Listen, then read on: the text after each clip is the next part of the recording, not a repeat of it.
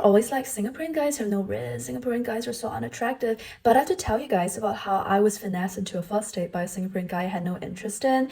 And I have to give him credit, he's good at what he does because shortly after it was obvious that things were never going to progress past like the second or third date between the both of us, he asked out one of my friends who is a huge Singaporean influencer, very beautiful, and obviously, I think like no man is ever going to be in her league. The first time we bump into each other is because we have mutuals and he asks for my Instagram.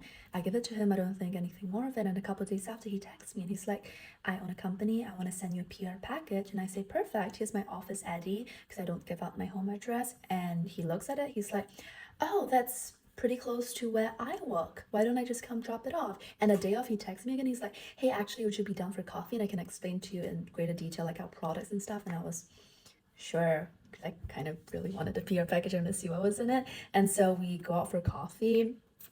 And I should have known when he started talking about stuff other than work. And he pays for my coffee, and the conversation over coffee is going evidently pretty well for him because he goes, oh, I actually also work at a perfumery right next door.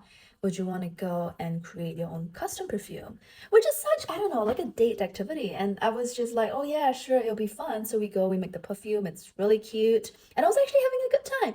And then at the end of it, he goes, oh, it's kind of late. Have you had dinner? Should we go check out this really cute French place nearby? It's one of my favorite restaurants. And dinner was good, the food was fantastic, and at the end of the day, I know a lot of Singaporean guys don't do this, but in America, it's pretty common for the guy to drop the girl off at the end of the date. But I know in Singapore, most of you guys don't own cars, which is completely fine. So usually at the end of like a date in Singapore, the guy walks you to like the MRT station or the bus station, right? But okay, he offered to get me a cab home, which I thought was just really sweet. Kudos to him. I enjoyed myself tremendously that day, and this is your sign that there are men like this out there and you don't have to settle in Singapore.